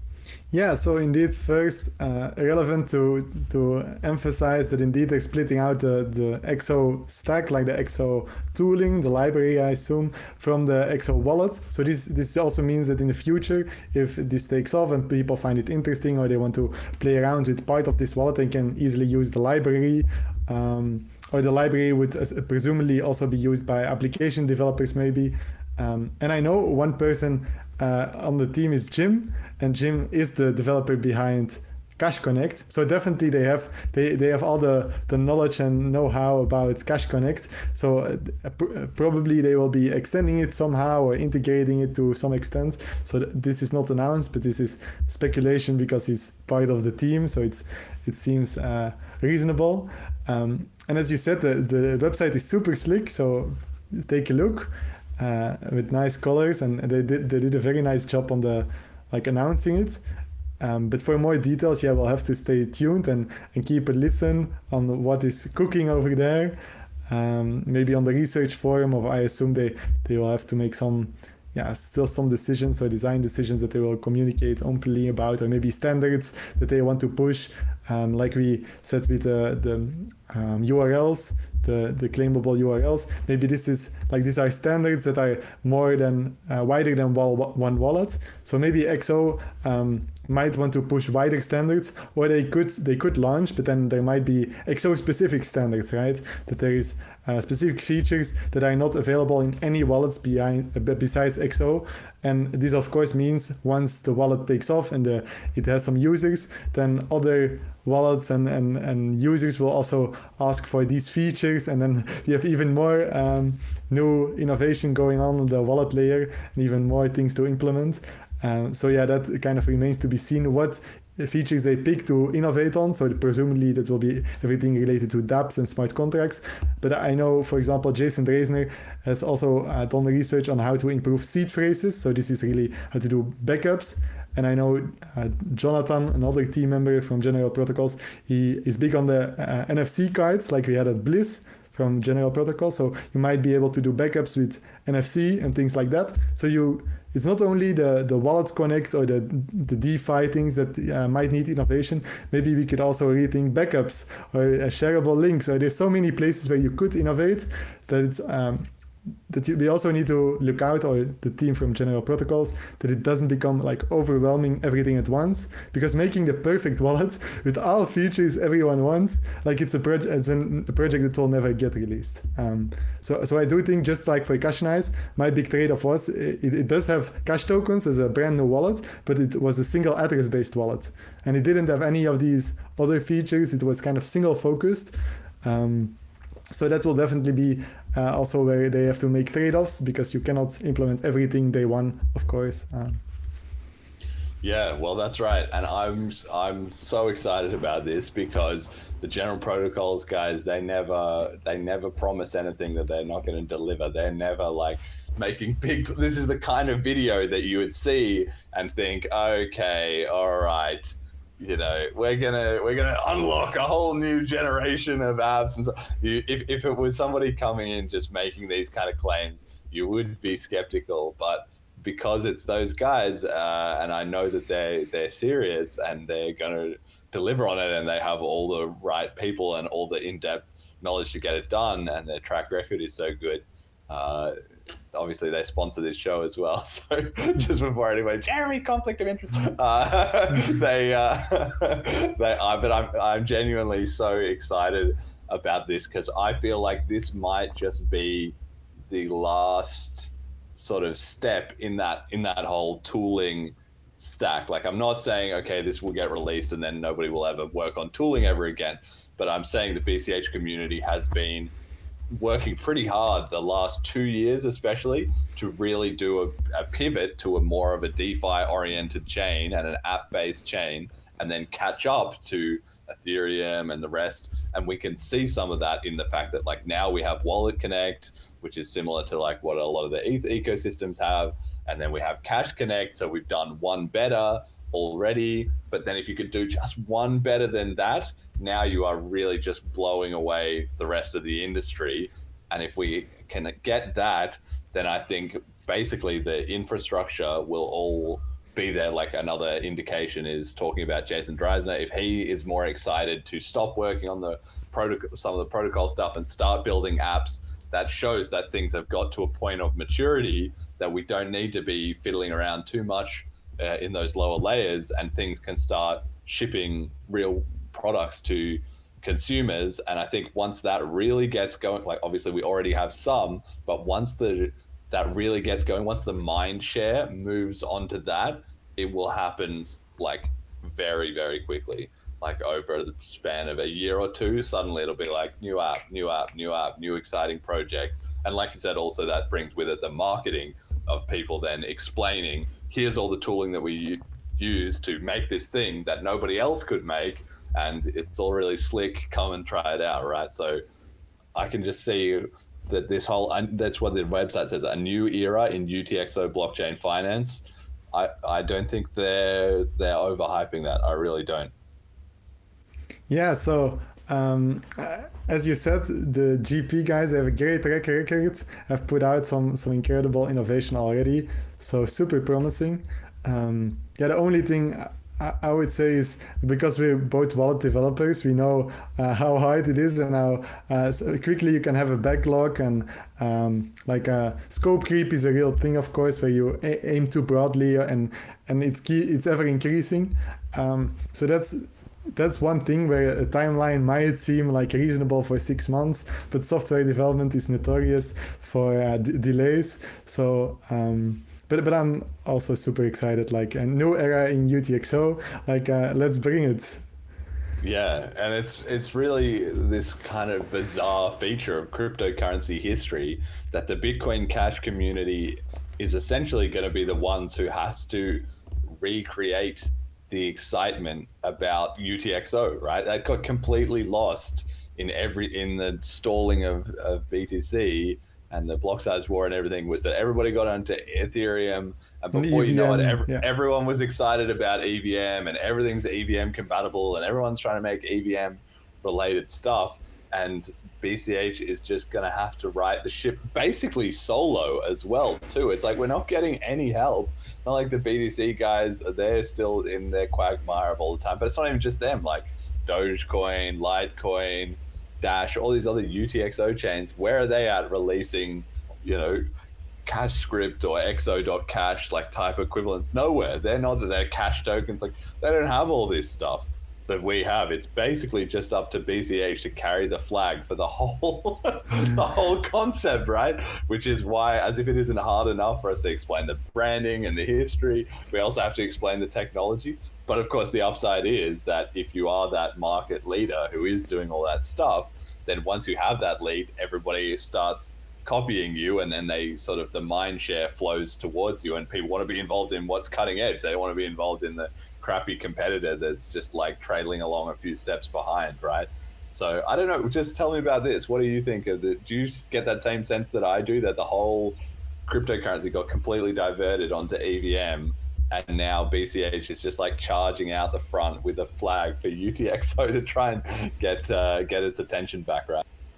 Yeah, that's also how I see it, and that's also why it's great branding. So UTXO deserves to be more in the spotlight as a term and something that's a real positive benefit. So XO taking part of the UTXO is really clever. And also now you see people talk about like parallelizable EVM, so that has become kind of like a buzzword for alternative chains to Ethereum who also want to do EVM. But yeah, UTXO is hugely parallelizable. Like they call it embarrassingly parallel in computer science. So it's just trivial to solve this problem. Like it's not even a problem in UTXO. So if this is the core issue that Ethereum has gotten itself into, that it cannot scale because it cannot do parallelism, and it needs to offload execution to all these side chains and layer 2s. Well, we don't have a problem with execution because of this parallelism, and it's just a solved problem for UTXO. Yeah, it's just unbelievable how far the narrative got shifted and diverted to bring it back. It's like, yeah, the solution was already there on day one, and just because of all the propaganda and stuff, everybody like overlooked it. But I think in history, you know, when in hindsight, 5 years from now, 10 years from now, 50 years from now, people will be like, oh yeah, Satoshi had it right all along, UTXO model, da-da-da. But you need quite a lot more time and infrastructure around that to make it more approachable to those end developers. And that's the state, like with CashScript and XO that we've been talking about. That's the kind of stuff. Once you get over that bar, you only need to get over it once. You know, you only need to build up all that infrastructure and so forth once. And obviously, you need to maintain it and so forth. But once it's rolling, it's rolling. So I'm stoked. I'm really looking forward to this. I think the video also did it justice, right? So it talked about how EVM took off earlier, or has been taking off because it's easier for application developers to get started with. And that's true, because you have this global state, you just have a database essentially. It's really easy to get started with. And then you have Solidity, which made it easy for smart contracts to be developed and became kind of an industry standard, and is well known even outside the space. Like Solidity development in the wider programming world is like just known. And this is why CashScript in my mind is so important, because we will need an equivalent. We will need something that makes it easy to write smart contracts, but this is just one layer for the compiler. You don't only need the smart contract language, you need a way to have templates and have this what cache connectors, and you need a way for the dApp to interface with the wallet. So there's a whole range of problems to be solved. And I think, if the XO wallet can take on some of these and provide a good solution, and an innovative way of looking at things, it will be like greatly important. Yeah, real breakthrough. Okay, well, we'll keep an eye on that, and hopefully, like I said, I think that's now starting to cook over there, but they'll need some time, and maybe in a few months on the show we'll have some more updates. But exciting things in the future.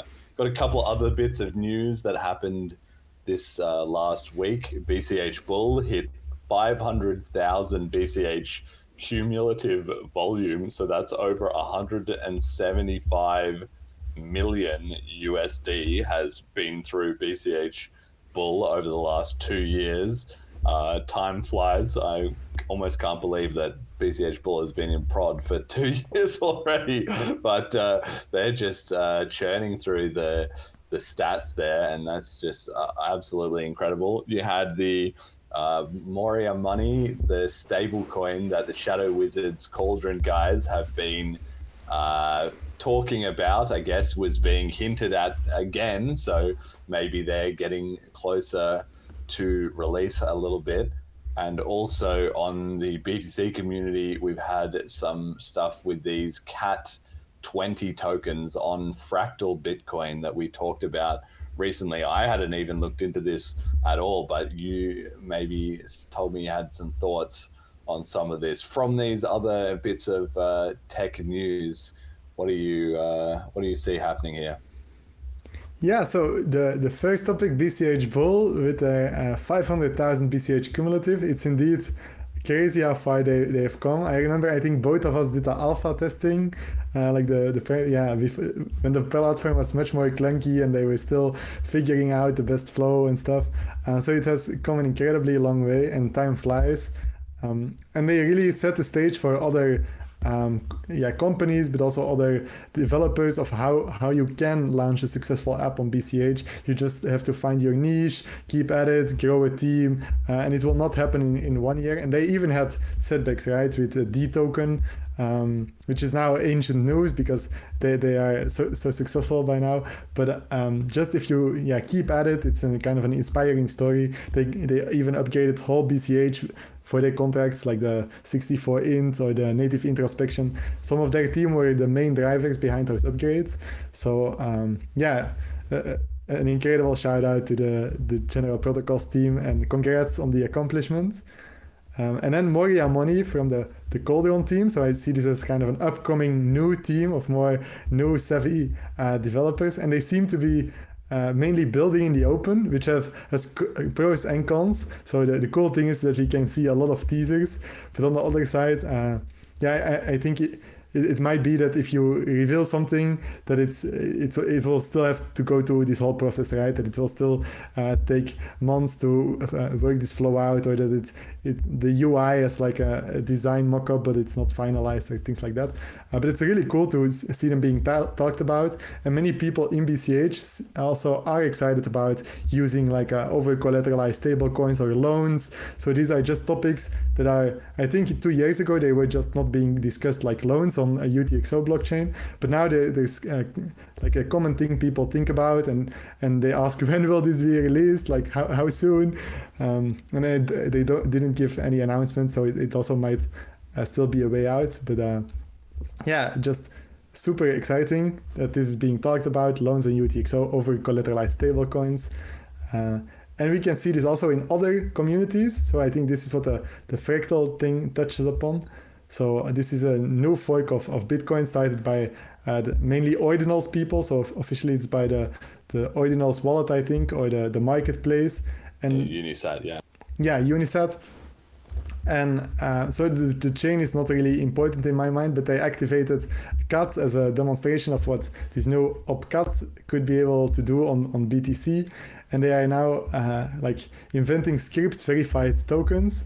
So that's something interesting you can do with smart contracts, and which we don't need to do luckily on BCH because we have native tokens, cash tokens.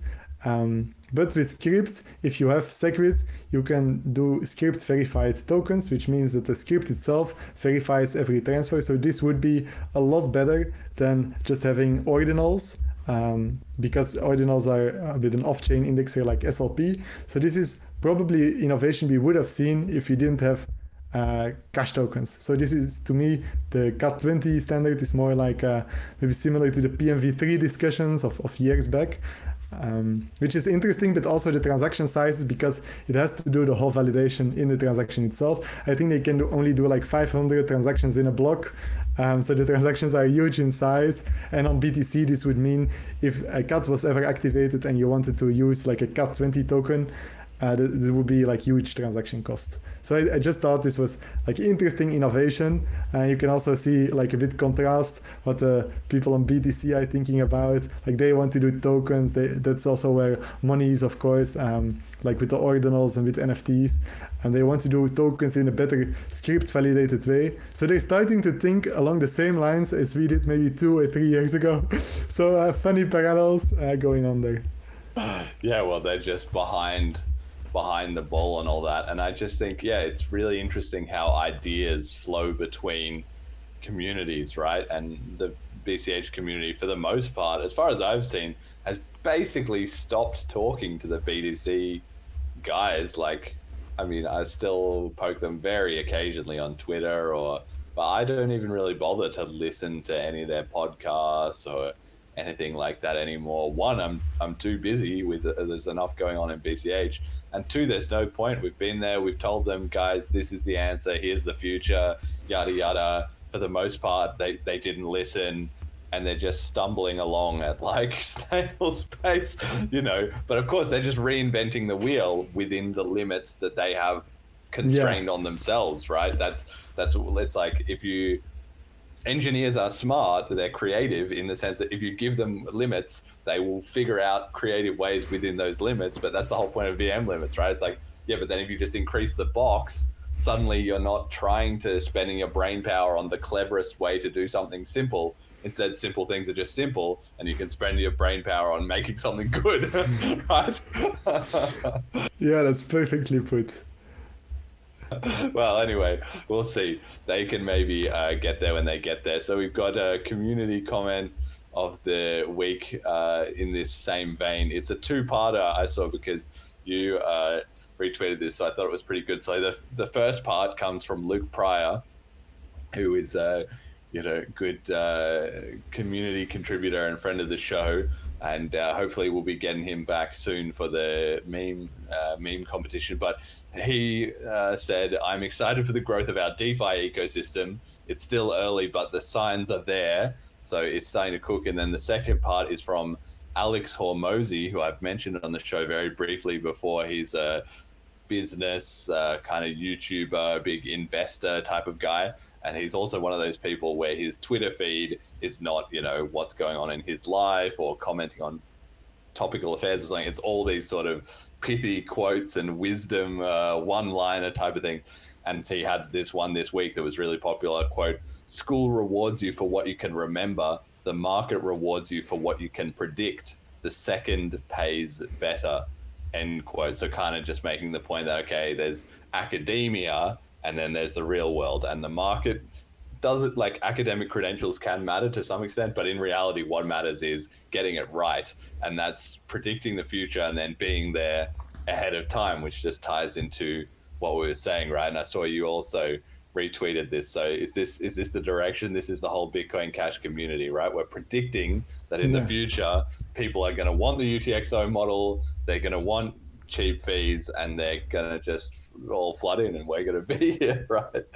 Yeah, so this resonates with me because with technology, you're always kind of making a bet about the future, right? So whether it's in AI or in cryptocurrency or in VR, as long as you're tightly involved or investing or have something at stake, you're kind of predicting where the future of that technology will go. And in cryptocurrency, even more so, because it's directly tied to your money that you hold in these assets, or maybe even your income if you are as closely in this as we are.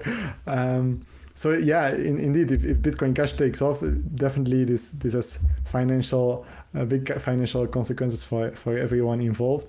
And it is difficult to know the future. So this is kind of the thing with being an entrepreneur. So for example, if you are looking to start developing a dApp on BCH, you're looking at how many users are there, which proven products are there, like what are my chances. But you also you need to predict things about the future, like how do I expect this to grow? How difficult do I expect this to be?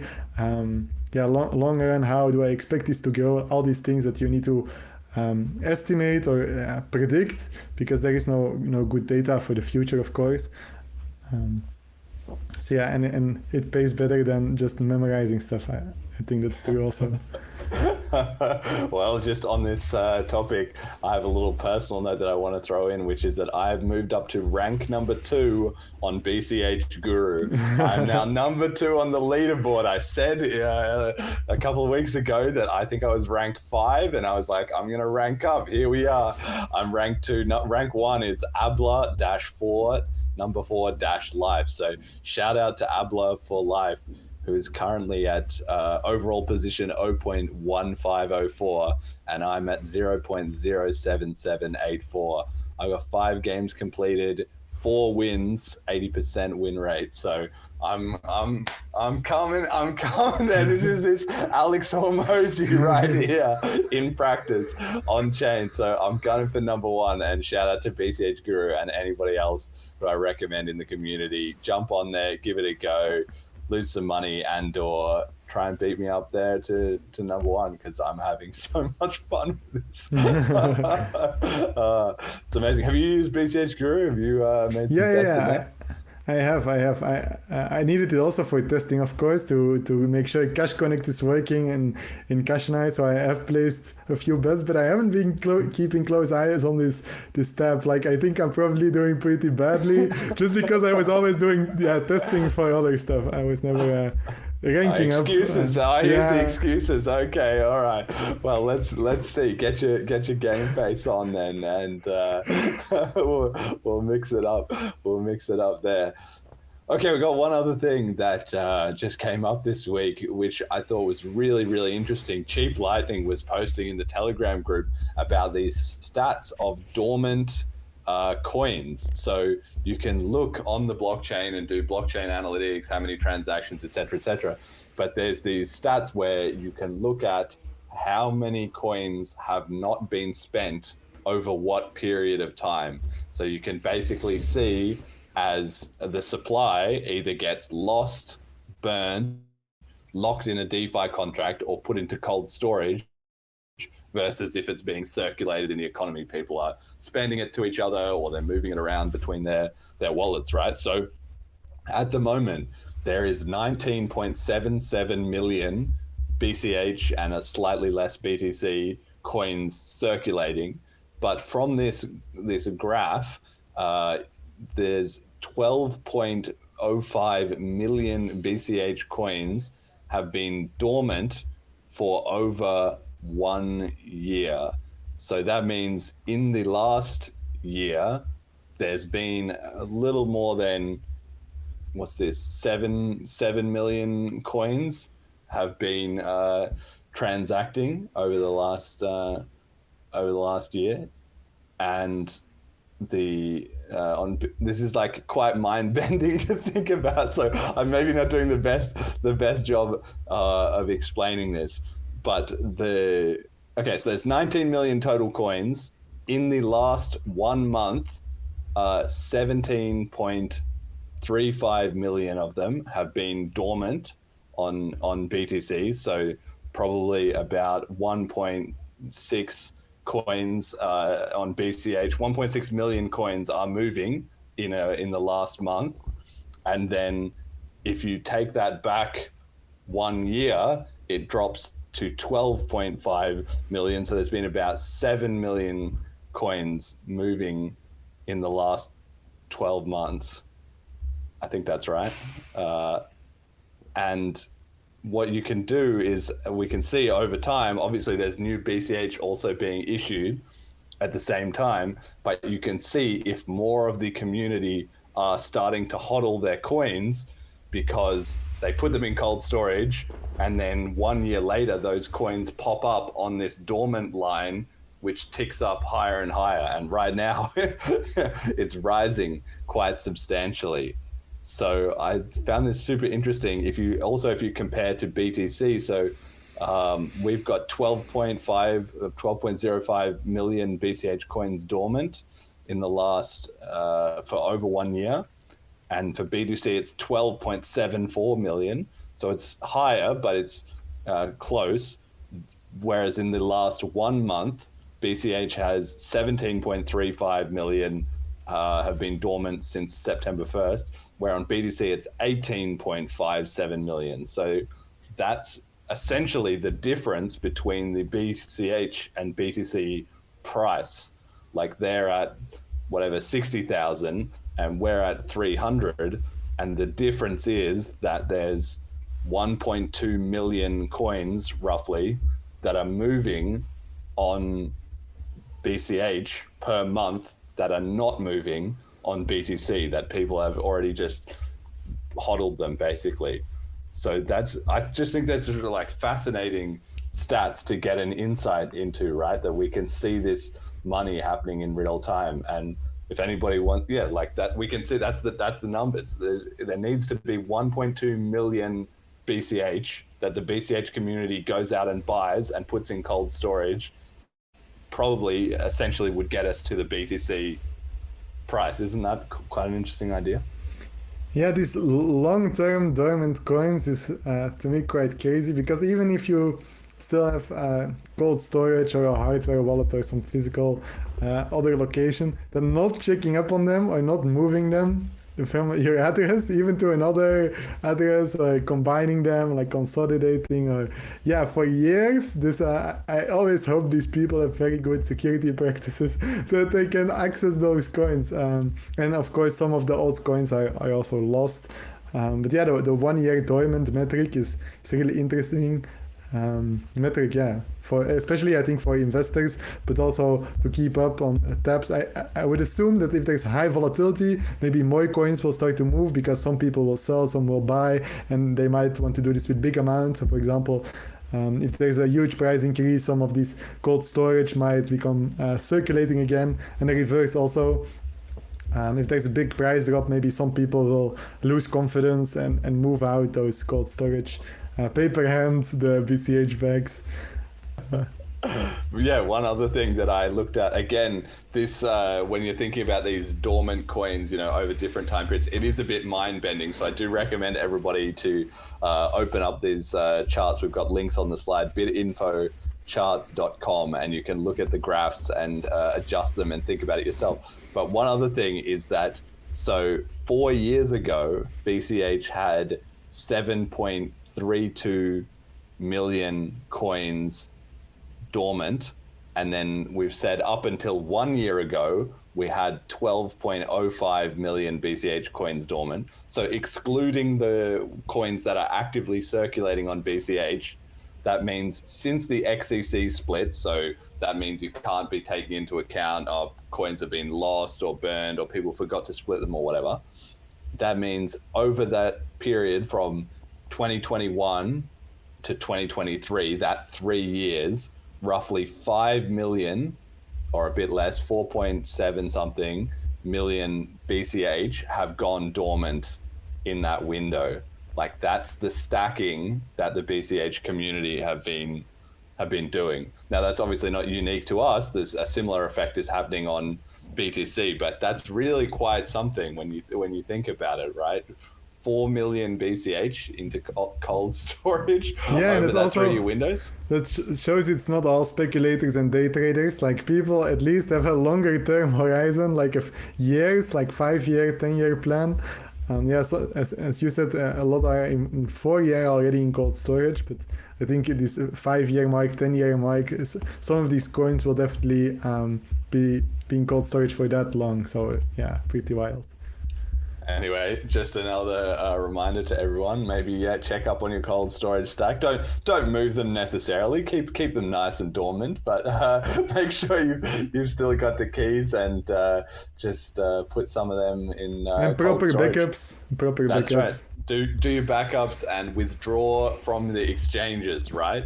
You take them out of the exchange, put them in your own cold storage, and that's how we get to a $60,000 price. We only need only just 1.2 million BCH. So if everyone can just chip in 1 or 2 here or there, boom, we'll get there. Okay, meme of the week. This one, it's a classic internet type of meme. Somebody has edited together. Joe Fintech, shout out on the Telegram group, posted this one. It's the 2 tweets. The top tweet is the personality girl who said, "What do men actually want?" Just a classic internet type of format, men and women always being like, what does the other one want? And there's always something about like sex in there basically. And then the meme is that somebody's put in the reply, Becca Winkert, although this looks edited in, I doubt this is what she said, but it's edited to say, quote, "Decentralized censorship resistant money which can't be debased by the government," end quote. So I think that's true of the men that listen to this show. Yeah, but I don't know about me. men in general. I don't know if they really did want this, wouldn't crypto already be more popular than it is? It's already quite popular. Wouldn't it be more popular? Yeah, half of the people are men. So if those would all be using peer-to-peer electronic cash, I think a lot of our problems would be solved by now. Yeah, exactly. I thought this was funny because it's the perfect duality of like, this is a serious answer of the BCH community. Yes, that's true. Like and most of the show, the listeners are men, like we saw on the listener survey, right? That's true, but it's not true at all remotely in the broad sense of what do all men want. A lot of them do not give a single shit about any of this, or they're just speculating on other chains, or they don't even get cryptocurrency at all. So I don't know. Just psychology. We'll see. Maybe there'll be a future meme of the week. What do women actually want? And it's like, I don't know, a boyfriend who has decentralized money or something. I don't know. Not my place to be analyzing female psychology. With very large Bitcoin bags, probably. A lot of dormant Bitcoin. That might be the answer. Okay, message to the community. You know the drill. What does the BCH community need to hear? All right, so I would focus this on the smart contracts. So everyone who has been sitting on the sidelines and saying, oh, maybe I will look into this CashScript thing sometime, well, we overhauled the whole documentation. So give the getting started a read. You will see that you actually can get started. You need a few prerequisites, but you can easily Google how to install those. And then once you have set up the prerequisites, you can get on with getting started. But even before that, you have now the playground, the online kind of IDE developer environment, where we put a lot of time in to get it set up on Mocknet. So this means you can test in a virtual environment with fake UTXO, so you don't even need a testnet wallet and go to a faucet to get testnet coins. You can just go to the playground, start writing your CashScript contract, test it with fake funds, fake UTXOs, create money out of thin air, essentially in this test environment. And then, continue with the getting started. Give us feedback on what we can improve. I would encourage everyone, now that we see that this DeFi is becoming bigger and bigger, it's really taking off on BCH, take a look and maybe you can be the creator of these dApps that we talk about next time. Yeah, amazing. That's it. DeFi on BCH. And when everyone realizes that's what's going on, we're going to start seeing a huge flood of new people into the scene, because that's not what anybody expects, that BCH is just suddenly the leading DeFi chain, but we're well on the way. So, one more thing about that is we did actually a Twitter space with some BTC developers quite recently, and it was fun to realize like they were impressed with our progress. Like they have all this mind share and money and so some very bright people, of course, in the large BTC community, but they were impressed with what we were doing in BCH, this small minority that they try to ignore most of the time. But then when it comes to technical development, they need to admit, well, yeah, you guys have been doing some great work. Oh, we want to copy this, or we need to take a look at that. So yeah, that was really funny to me.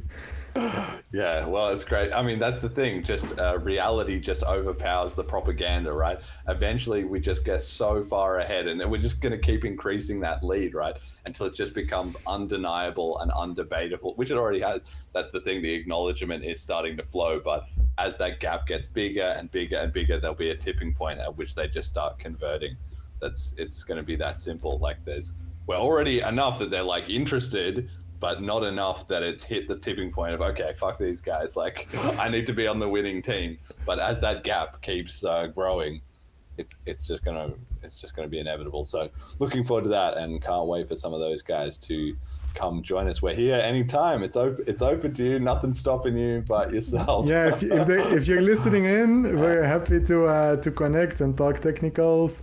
Jump into the BCH channel on Telegram or whatever, or the research forum. Dip your toes in, and I think you will find a welcoming and positive community. Absolutely. The past is the past. All right.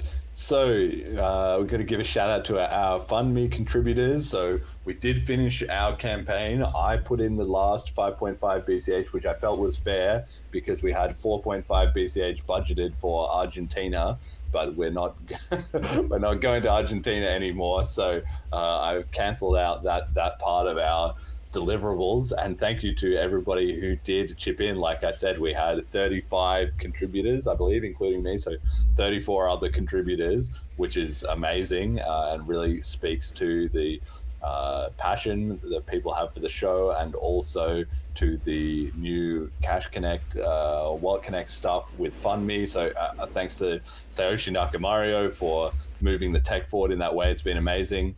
Our contributors, Majamalu, Marcelo, 2024.bcharg.com, BCH Argentina coming up. I'm really keen for that, so look out for more there, everyone. Molecular, Erdogan Talk, Economics Writer, BCH Autist, LFG, Cash Stamps, biggest soundboard for BCH we have. Keep up the great job, guys. Peter Wooler, I think the goal should be and can realistically be everyone simultaneously having on-chain funds. Milton Friedman, Emergent Reasons, Stay Grounded, Stay Awesome, P2P, Electronic Cash for the World. Yeah, beer. Try to get Vlad Kosti on one of these next episodes. Would be a great discussion as he's opening up. Big V in the Bitcoin Cash Tokyo gang, Bitcoin Cash Tokyo weekly meetup session community, http://bitcoincash.tokyo, and Bitcoin Jason. You are, I am, we are all Satoshi. Let's do our part. He was in the chat before as well. Hello, Jason. Hope you're doing well there in the land down under. And of course, thank you also to our donators, our patrons, Ricky and HP, and our sponsors, General Protocols. Check out BCH blackbull.com. Start guide, FAQ, and links are at bitcoincashpodcast.com. Listen to episode 85 and try Selene Wallet at Selene.cash. We've got a huge shill section going these days. I don't know, like it's all important. How do we? I'm glad we've got so much stuff going on to connect people with. And generally, shout out to everyone who is supporting these open source initiatives, like the podcast, like the different flip starters and FundMe's, because there is a lot of grassroots stuff going on, but also open source software development, so things with no clear economic or revenue model or business model. So there is a need for people to get involved, and thank you everyone who has used Flipstarter or has taken a look at FundMe and has helped this whole ecosystem. Yeah, Bitcoin Jason says, I'm doing good. Very glad to hear that, mate. And Fanta says, Selene is my go-to wallet for donating BCH to YouTubers. Yeah, excellent. Really glad to hear that too. So cool to just be able to connect with everyone via the podcast as we're rolling out more stuff in the BCH community. Amazing. Okay, so any final shout outs, Matthew? Besides, you've got the Flipstarter at flipstarter.cashscript.org, and anything else you need people to go check out? Not really. So if you're interested in some of the projects I'm doing, take a look at my GitHub. So there's a list of all the tools. So mainly if you're a developer or want to for example, do an airdrop or something, like you take a look there and you will find the scripts and the programs and the websites. And let's get in contact, so feel free to reach out. The developer community in BCH is very welcoming and shares a lot of knowledge, so I have learned a lot from other people, and I'm glad to pass whatever knowledge I can on to others. Jet, any shout outs this week? Nope. None from you. And mine goes to my nemesis, Abla-4-Life at the top of the Guru leaderboards. Honestly, doing pretty well. 23 games completed, 12 games won, so 52% win rate, but has played more games than basically everyone else combined. So that's an area that I'm going to have to... I've got my 80% win rate, but it's only a sample size of 5. So if I can get up to 23 games with that kind of hit rate, I'll be doing good, but that remains to be seen. And hopefully everyone else can jump on this BCH Guru leaderboard, because it's more impressive the more people that I'm beating. So come join the bottom of the leaderboard. All right. Thank you all for listening. Until next time.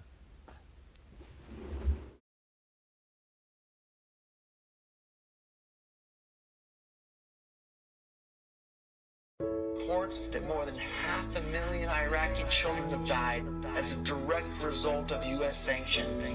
It's not just theoretical. These are real people with real lives. 500,000 kids? I'm sorry for shouting, but it just disgusts me what these people in government do. And they do it through central banking and through the control of the money supply, and Bitcoin takes that away from them. This is the sound of freedom coming out your speakers.